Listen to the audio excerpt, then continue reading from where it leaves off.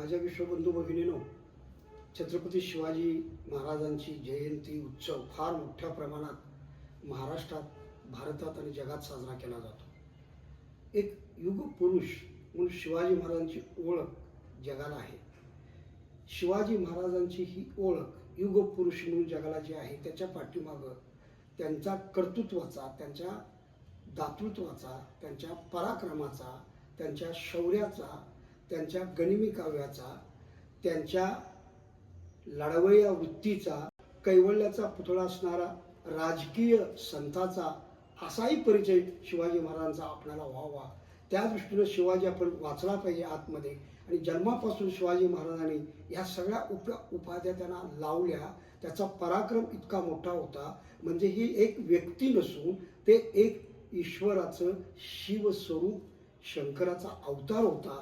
म्हणूनच काही नसताना शून्यातून स्वत्वाची कल्पना त्यांच्या डोक्यात यावी आणि स्वत्वाच्या कल्पनेतनं स्वराज्य स्थापन करून ह्या मातीची ओळख संपूर्ण या भूमीत जन्माला येणाऱ्या स्त्री पुरुषांना व्हावी आणि ती करून द्यावी, हा विचार त्यांच्या डोक्यात अगदी वयाच्या लहानपणातच आला.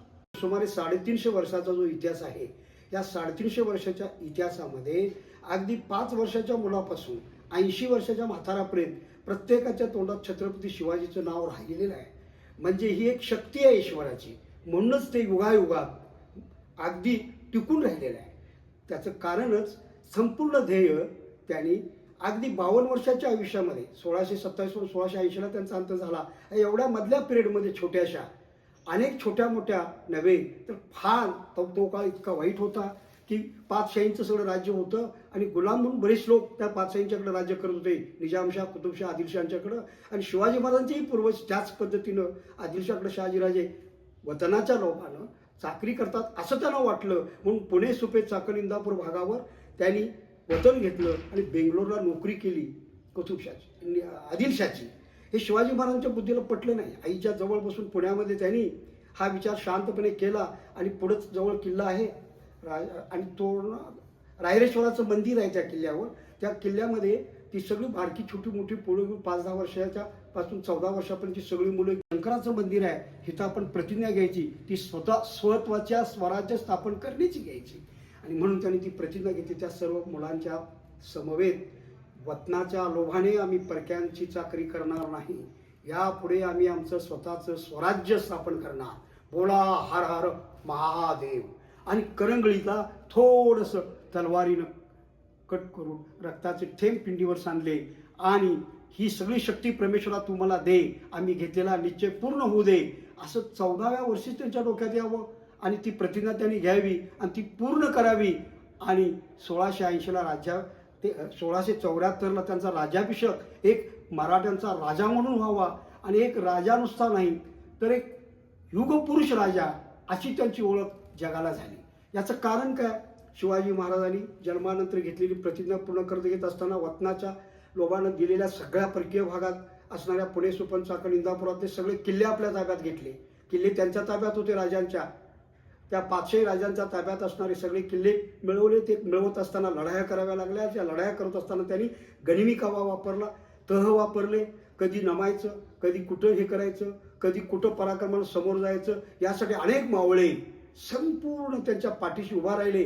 बाजीप्रभू देशपांडे, येसाजी कंक, असे तानाजी मालुसरे, असे कितीतरी, मोरारबाजी, कोण त्यांच्या स्वराज्याच्या कल्पनेला साथ देणारी, ही समोरासमोर लढाई करणारी, तलवारीनं लढाई करणारी माणसं त्यांच्या पाठीशी निष्ठेनं उभा राहिली. म्हणून त्याला एक उत्साहानं आणि प्रेमानं या सर्व पाचशाहींच्या बरोबर श देता आला आणि लढाया जिंकता आल्या. म्हणून आपण आज हिंदवी स्वराज्यात 350 वर्ष आनंदानं राज्य भोगतोय आणि शिवजयंती फार मोठ्या प्रमाणात साजरी करतो. मानवतेचा महान पुजारी शिवाजी महाराज आहेत.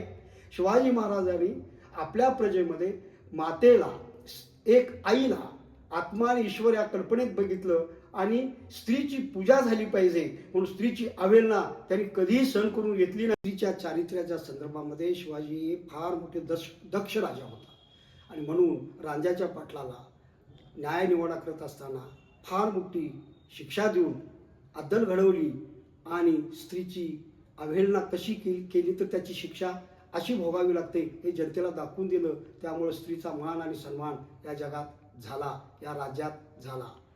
सुरतेची लूट केली, 3 दिवस सुरतेची लूट त्यांनी केली. फक्त लूट करायची, कुठल्याही स्त्रीच्या शरीराला स्पर्श करायचा नाही. ह्या शत्रू सैन्यांना, शत्रू आपल्या आहेत, शत्रू सैन्यांच्या त्या पत्नी आहेत, त्या आपल्या माता आहेत, त्या माता भगिनीच्या शरीराला स्पर्श करायचा नाही अशा सूचना आपल्या सैनिकांना त्यांनी दिल्या होत्या.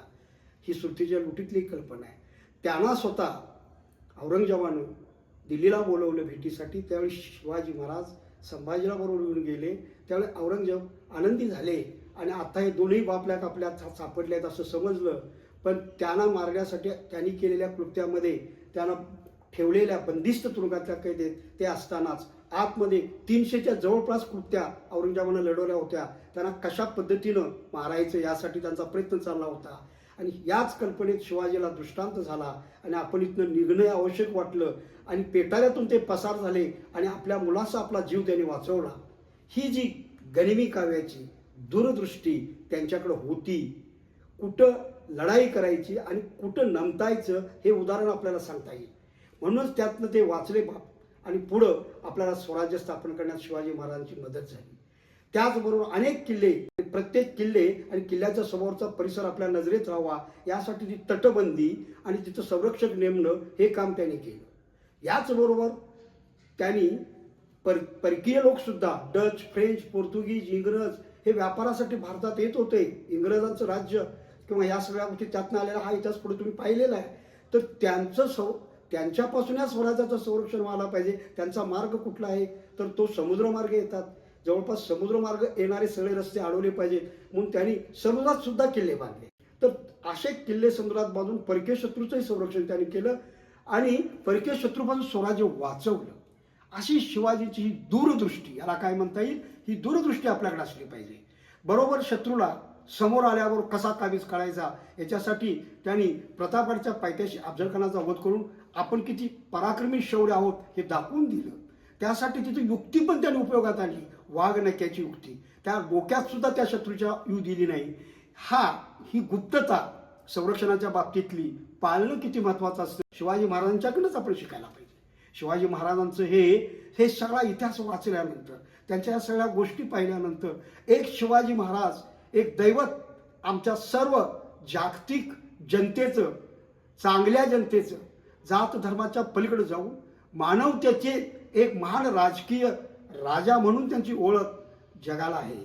आणि म्हणून त्यांचे पुतळे भारतातच काय जगात आणि भारतात सगळ्या ठिकाणी निर्माण झालेत. एवढं कर्तृत्व एका ध्येय धारण करणाऱ्या, 52 वर्षाचं आयुष्य लाभणाऱ्या महान शिवाजी महाराजांच्या सारख्या व्यक्तीमध्ये यावं म्हणजे तो शंकराचा अवतार होता हे आपल्या लक्षात परत मी सांगतो असू द्या. दैवी शक्तीची ताकद आपल्या पाठीशी असल्याशिवाय आपण लढाया जिंकू शकत नाही.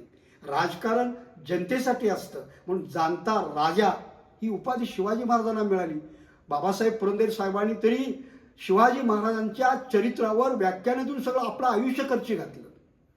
कोल्हापूरमध्ये तरी त्यांचे एक महिनाभर शिवाजी महाराजांची चरित्रावर व्याख्यान असायची.